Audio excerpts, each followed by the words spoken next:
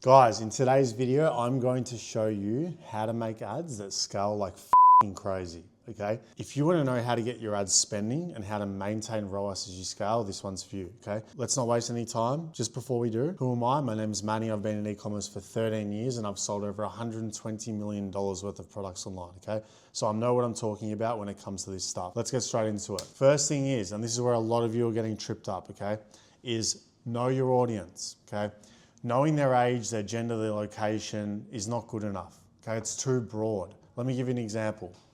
You've got a women's skincare brand or a men's skincare brand or a health and wellness brand or a supplement brand. Saying that your audience is a 30 to 60-year-old in America, that is a woman, is not enough, okay? It's way too broad. There are too many mini demographics of people within that much larger demographic, I should say. So what you need to know about these people is what interests them, okay? What gets them to tick? What's their lifestyle like, you know? Do they spend a lot of money on their health? Do they value family time? Maybe they value exercise more than skincare because they think that when they sweat and they exercise and they go in the cold water, it helps their skin. All these little things, right? These are very important things to know.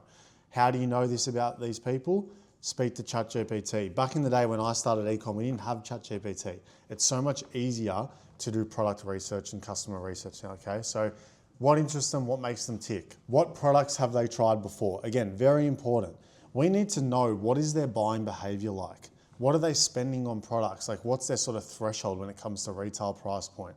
What may have they tried that they didn't necessarily like or didn't get a result from, and why? Why didn't they like that certain product, you know? What products do they love? And what attributes of those products do they love about that product? So get to know a bit about their buying behavior, what they've tried before. What is their lifestyle like, okay? This is very important, guys. Depending on their lifestyle and also what interests them, these 2 points kind of tying together, that is how we're gonna communicate with this customer, okay? Because what you gotta realize is, and you can probably have a think and you'll be aware of this with different friendship groups that you may have had during your life. People respond differently to certain things, right? Especially when it comes to how you communicate with these people. Some people are more empathic, some people are more emotional, some people are harder, some people are more funny or more fun. Whatever it is, they're more open-minded, some are closed-minded, okay? So it's very important to know as much as you can about these people, especially when it comes to lifestyle. Are they spending a lot of time with their family, with their kids? Are they single, meaning they have more free time? Maybe they're bored, okay? Because they don't have as many friends, or they're not as much as a socialite as, you know, your party goer on the weekend that goes out every weekend, right? So get to know a little bit about them. It's gonna be very important.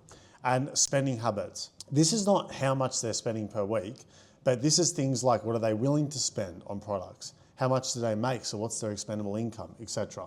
And lastly, if they're in a relationship or not. Now, why this is important is because when you're married, a lot of the time you're influenced by your partner. Okay, even if you're in a long-term relationship, by what you buy, what products you use, etc. Okay, so very important. Step 2, deep down, what do these people want?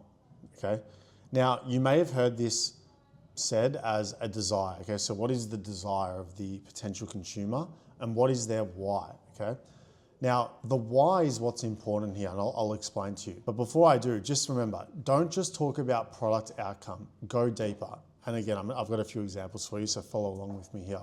When you talk about the why, you develop a deep level of connection with your audience, okay? And you're gonna see it in a second. And then you need to make them feel like this piece of content that they're seeing is meant for them, okay? Now this next slide is gonna exactly pinpoint why this is important. So here we go. This is an example or a couple of examples of why desire is important and why you should be going further than just the product benefit. And just quickly, guys, it's very self-explanatory. I'll sum it up for you in 2 sentences. Every single Tom, Dick, and Harry in the world runs, here's my product, here's the benefit, here's why you need to buy it. Again, skincare.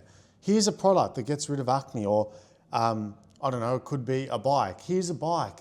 It's got the best gears in the world, buy it. Boring, okay? Everybody knows that. People are not looking for skincare, not assuming it's gonna fix their skin or help them in some way, okay? What you need to do is go deeper, and this is what the desire is. So let's go through a couple of examples together. Now we'll start with the skincare example. The product outcome potentially of a product is to get rid of acne, but that's not the desire. What you've got to do as a marketer is understand your consumer and understand why they want to get rid of acne. So an example of a desire is, so I can feel confident to go out and meet the guy or girl of my dreams. So maybe acne or skin blemishes or whatever it is, they felt internally that it was blocking them, okay? They didn't have as much self-confidence, whatever it may be. This is just an example. The next one, activewear. Product outcome. Looks good and feels good, okay? People buy fashion accessories for how they feel. Activewear, it's gonna show off their guns, whatever it is. Desire. Sweat resistant so that when I go to work after a walk, gym or run, I don't stink, okay? Now, it might sound funny to you, but if there was an activewear brand that somehow blocked your odor or whatever it is for those people that don't have time to go for a shower before work, that is the desire, okay? The desire is not to look and feel good. That's a product benefit, okay? So take it a step further. So what you should do now is look through your ads, okay? If you feel like you've stopped at the product outcome point and your ads aren't scaling, try to take it a level deeper and go into the desire, okay?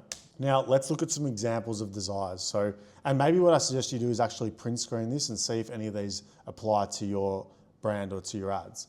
So some emotional desires, I'm not gonna go through all of them, but to feel loved, to feel safe and secure and to be desired, to feel understood, etc. Physical, to look attractive, to be healthy and fit, to feel energized, right? So, you know, if you're running a supplement product and the supplement helps you reduce fat or reduce brown fat cells or something like that, whatever it is. The actual desire of that is, well, why do you want to lose fat? The desire is to be healthy and fit, to reduce my chances of having a heart attack, to reduce cortisol, to reduce cholesterol, whatever it is, okay? So take it a step further, guys. This is a very, very important point. Now, what I want you guys to understand is that not every customer avatar responds well to the same type of different content styles, okay? Now, what I mean by this is if you're advertising to, say, 60 to 70-year-old grandparents that live at home, they're retired, they're not interested in UGC, guys. They're not interested in seeing ads of quick TikTok style editing and this and that, okay?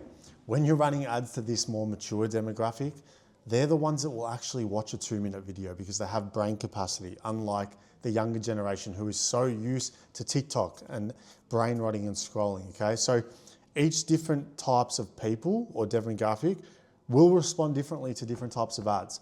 There have been a lot of ads that we've run to a much more mature demographic, and in fact, they actually work better with just ugly static ads, okay? They can be more salesy, just as an example here, okay? Now, if we do the flip side, obviously your Gen Z, they're used to watching TikTok, they're used to watching vlogs, whatever they watch, okay? So they respond well to that type of content. So this falls back into understanding your customer.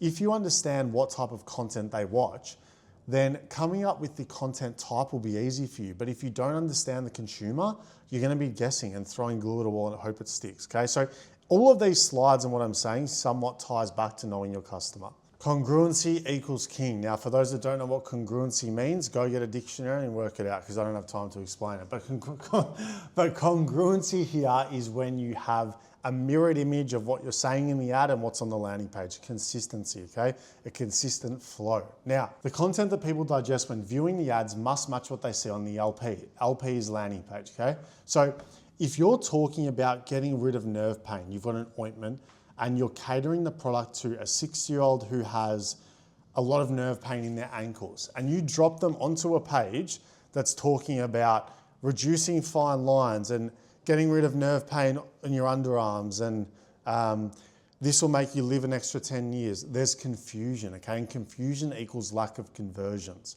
So what you really want to make sure you're doing is pairing the ad content directly with the landing page and carrying across those unique selling propositions and making sure they're plastered all through the landing page, okay? So congruency equals king. If there's a disconnect between the content and the LP, it creates confusion. Confusion equals lack of conversions and rising CPAs. So again, finish watching this video, but after you do, go through your ad account and have a look and ask yourself, well, is there congruency amongst my ads? If not, then you know your answer, you know what you need to do, okay? Now, what goes on the LP?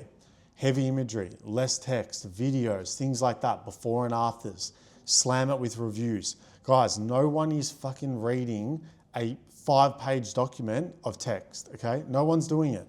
So go less text heavy, lots of imagery, clearly communicate the products, and you will win, okay? Guys, that's it for today's video. I just wanted to say once again, thank you everyone for supporting the channel. As always, I promised you guys I was gonna share as much knowledge as I can. I want everyone to win. So if you have any questions, by the way, please drop them in the comments below.